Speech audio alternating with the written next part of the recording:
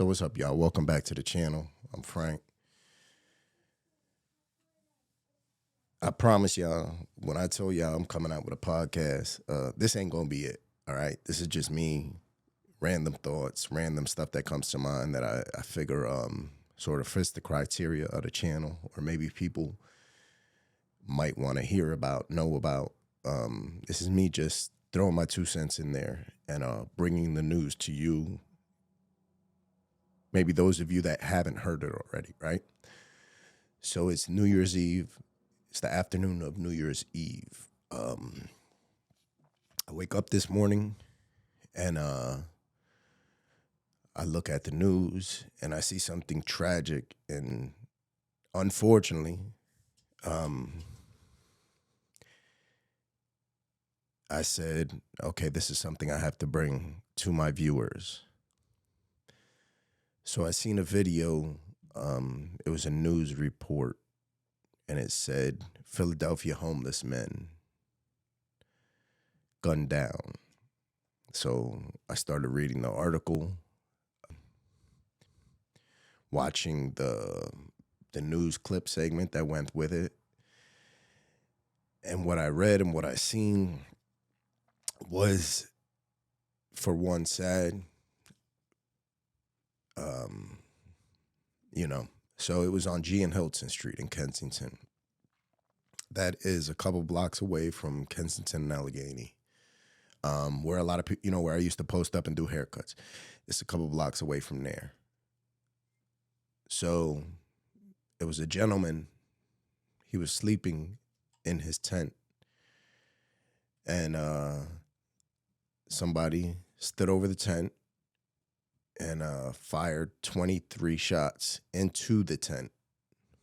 21 of those shots hit the sleeping homeless man in the face and in the chest. So for one, rest in peace to that brother, your family, your friends, condolences and prayers. I gotta sneak that Dunkin' in. So if anybody knows that area, knows that's a very tight-knit area, a very violent area, all over through G Street, all around that area. There's, numerous. You could just Google and find out. Y'all could do your homework and find out, and you'll see there's homicides that happen there on a regular basis. G in Kensington, G in Hilton, all over, all through there, all through G in Westmoreland, all there. It's a very dangerous area, very tight-knit area also. So the place where the homeless man was sleeping, it wasn't even a tent. It was a makeshift tent. It was a tarp, taped up to the fence, and he had his little space there. So this tells me a couple things, right? It tells me, number one, that the homeless man that is deceased, it tells me that you just don't go and set up a tent there. You have to be known there. You're on somebody's sidewalk, on the side of somebody's fence. So it's somebody that was probably around there for a while. And then, so that person was accepted into that community and probably liked and loved by the people there, by, not only the people that live there, but also by the other people, And one thing I'm never going to do on my channel, and y'all already know that, I don't even really have to say this, but one thing I'm never going to do is bring any of the street business or street politics, as far as names, anything like that, blocks, anything specific that isn't out there publicly. I look at that as that's not my job to get involved with that. I might bring you a story, the same thing you could find on the news. That's pretty much about it, right? So with that being said, that lets me know that this gentleman was accepted into that community, right? And a lot of people are instantly going to think, okay, that was somebody getting high. They stole somebody's package. That could be right. Could definitely be right. Could be wrong. Could be very wrong. I'm not saying this is the case. I'm telling you from my experience, what I've experienced on both sides. So first of all, I'm going to tell you the gentleman who fired them shots was most likely some young boy.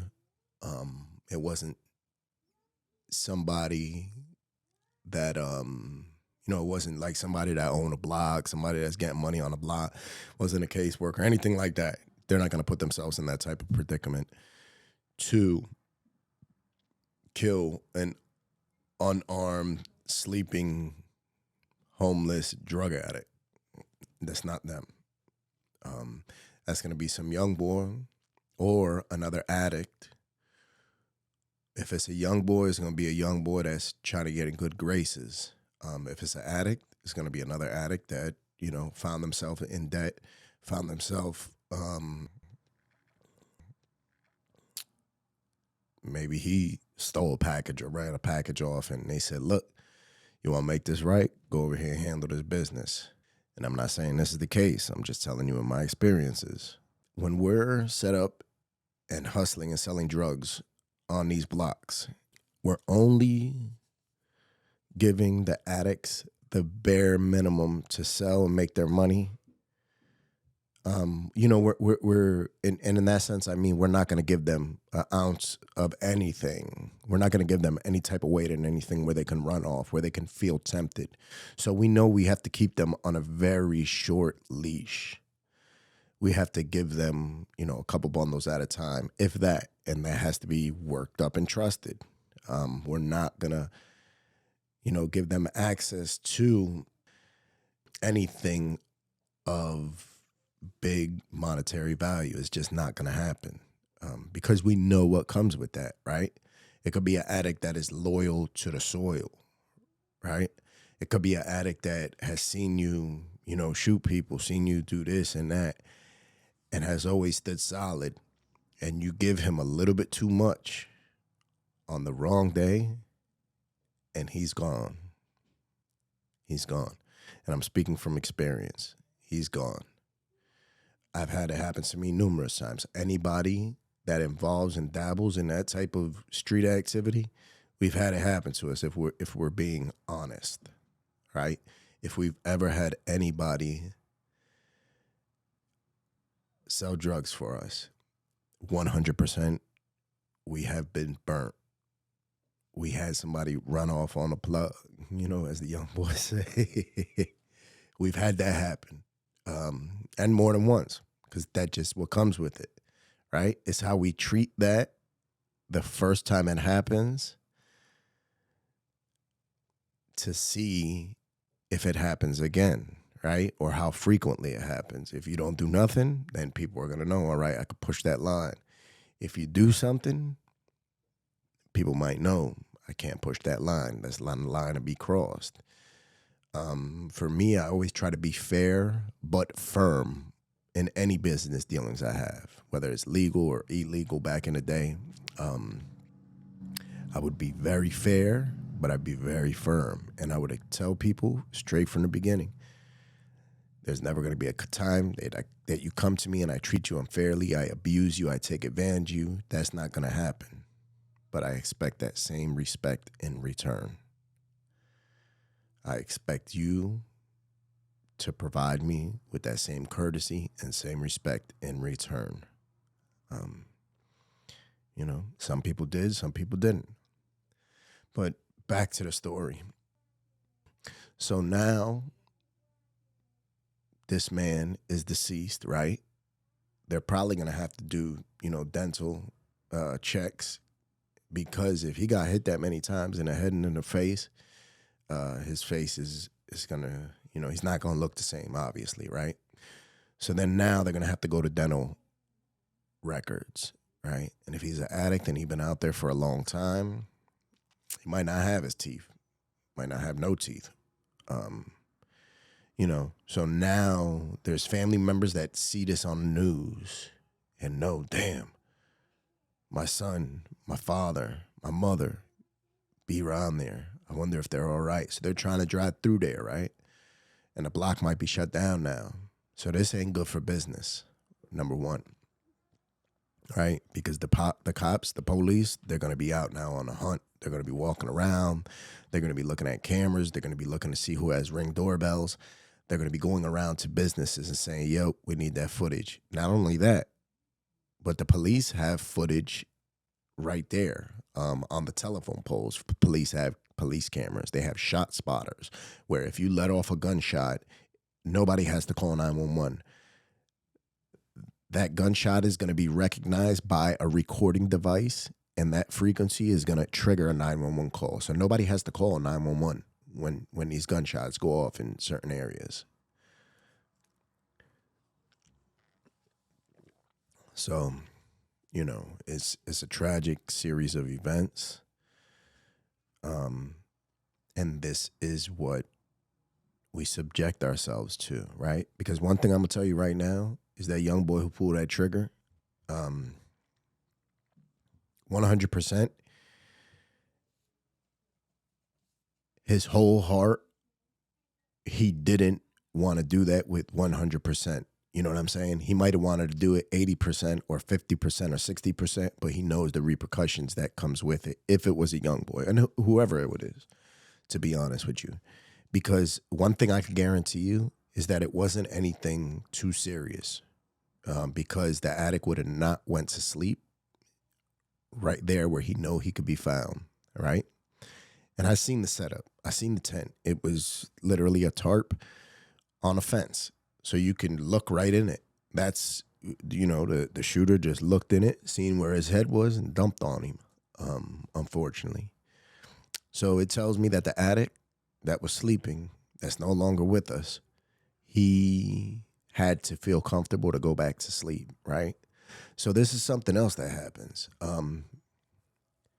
Let's say on these blocks, I'm just a little bit higher up on the totem pole, right? I might be a caseworker, which is just, a couple steps up above the person who's out there doing the hand-to-hands on the block, right? So, and this is stuff that, is common knowledge. This is stuff that people have put out on the channel before, so I'm not breaking any news here. It's very commonplace for a lot of these people that are giving the addicts the drugs to sell, for them to have a habit themselves, right? And it might have started with pills, and then they seen the pills were getting too expensive. They're hard to come by. And then they moved on to Suboxone, and the Suboxone ain't working. And they move on to cracking open a bag and realize, whoa, this is more than what I bargained for, right? So the habit gets expensive very quick. And sometimes it gets more expensive for those of us that are dabbling in the streets and hustling, because we have access to so much more money and so much more drugs, right? We don't have a lot of that downtime that, other addicts will face while they're in the streets, homeless. That person will give that addict 3 bundles, but report back to the people they have to report to, I gave them 6. Let me repeat that. They'll give him 3, but say they gave him 6. So now when the addict comes to turn in his money, and he turns in that money, and they say, oh, you're supposed to have double this. What's up? And he says, no, that's all I have. They're going to say, no. Then they're going to bring the other guy right in front of him and say, yo, what'd you give him? He's going to say, I gave you 6. He's going to look he's going to look at him right in the eye and lie to him face to face and say, look, I gave you 6. And he's going to look at him and say, the addict's going to look at him and be like, no, you didn't. And then he's going to see what's happening. It's going to click very quickly. And he's going to say, yo, don't do this to me. Don't do that, man. Don't do that. I've always been straight up with you. Don't do that. And the addict is going to realize I'm being set up. Right? And this happens. Every single block that has and sells drugs, this has happened. And the higher up, the one who's tasked in making the decisions, and mind you, this isn't the person who owns the corner. This isn't nothing like that. This is just a couple steps up on the rung from a street hand-to-hand dude. He's going to make a decision, and he's going to look at them both, and he's going to say, all right, this is what's going to happen. Maybe they put their hands on the addict, beat him up. Maybe they make him work for free for a certain amount of time. Maybe they do both, right? Maybe they do both. And depending upon how well he knows that person that gave the addict the package, he might be like, all right, I got to watch this guy, right? Because the thing about it, it's going to happen again. Because the guy who's supplying the addicts and the people that are going hand in hand, he got a habit now, so he got a problem. Right? So he's got to figure out different schemes and scams because he can't even buy drugs. He can't do that because they're going to know this dude has a habit. So this habit is kept in the closet and secreted. You know, his other people on the block might think he's taking pills. Meanwhile, he got a stone cold habit, just like the fiends that he serves. You know, and then that debt might be too high to repay, right? And they go to somebody else and say, yo, we need you to clean this mess up. Now, the person they go to, that's going to be the shooter. He's not going to want to do it wholeheartedly, right? Because with this comes all the heat. You know that if 10 people seen, there's no way 10 people are going to stay quiet. You know, if 2 people know about it, there's no way 2 people are going to stay quiet. I like to say we all have that friend we confide in, right? So maybe I confide in Rachel. Rachel confides in Ashley. Ashley confides in Jennifer, and so on, right? We all have that friend that we confide in. It goes like that in the streets too. And the thing is when they went to that shooter and maybe they handled him, they handed him the pistol and say, yo, this is what we need. He knew he wasn't in a position to say, I don't want to do that. You're not in that position. If you've been called upon, 9 times out of 10, you're not in good graces with whoever's giving you that gun, right? And it could be one or two. You know, it could be financially motivated, or it could be somebody who is, like I said, not in good graces. Maybe you done messed up a couple packages. Maybe you done stole something, right? But you're too close and too dug in. Maybe, you know, it could be, for instance, my little brother, where I can't do nothing to him. You know, I can't take him out the picture, you know, necessarily. And I guess that's a bad example by saying little brother, you know, but something like that, you know, a close connection where you're like, all right, I'm going to send this guy on a dummy mission. He's expendable. And the guy who goes and does that shooting, he knows I can't turn this down. I got to go and I got to handle this.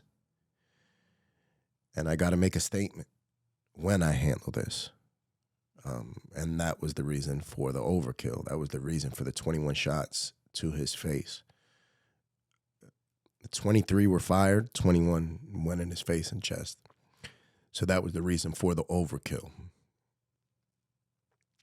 One thing I could be certain is when it comes out why this happened, it's not going to be serious. It's not going to be something, you know, this guy didn't, you know, murder somebody else or violate somebody in a vicious way. I'm telling you that's not the case. That man would have not felt comfortable enough to go to sleep there. He might have been 100% innocent, right? He might have been innocent. He might have had one of the dealers that give him those packages take the whole package and say, yo, I gave it to him and he ran off. And he has no idea what's going on. And they're plotting his demise. I'd be willing to say and willing to put my money on that this gentleman that is no longer here, he didn't know this was coming. When he went to sleep that night, he didn't think he wouldn't wake up in the morning. that's the way stuff goes in that concrete jungle. Unfortunately. Now, the shooter, every time he hears a police siren, his heart is going to drop. Every time there's a knock at his door that seems a little bit louder, his heart is going to drop. Every single police car that he sees, his heart is going to drop. He's going to be very light-footed from now on. You know, he's going to be ready to take off at any second. And 9 times out of 10 is these people that are given the task to go pull the trigger, they don't have no money because they wouldn't be involved in that. One thing we know is money and blood don't mix. You know, so now the people that are hustling in that area, that block shut down. And this is prime time right here, New Year's Eve. You got people coming from all the outer counties, people coming from Jersey, coming down to Cop to party for New Year's Eve. You know, so whoever was responsible for pointing that finger and saying, yep, get it done, they didn't think it through. They didn't think it through at all. Somebody's upset with them. I guarantee you that. This is the way stuff goes in that concrete jungle, though. So it's just my 2 cents, y'all. Let me know if you appreciate this type of video, this format here. I like doing this type of stuff. You know, so let me know if y'all appreciate or like this, or if there's other topics you'd like me to touch on. I'll go through the comments and check them out. And I usually don't go through the comments too much because there's so much trolling and spamming and, you know, all that type of stuff. And I'll see 100 good comments. I'll see 1 bad comment and I'll be feeling some type of way. But these videos, I'll go through the comments. So just let me know, y'all. And then listen, I want to say this also before I go. I thank you to each and every person that reached out from seeing my video that I made about my father the other day in this same format. I've been reached out to by a lot of people and say, yo, I'm praying for you. I'm praying for your father. I love you. I got your back. If you need somebody to talk to, I'm here. So thank you, Jessica. Thank you. And the rest of y'all. Remember to be kind, loving, and patient. Be safe out there. It's New Year's Eve. Go into this new year with some purpose. Right? Make this your year. Love y'all.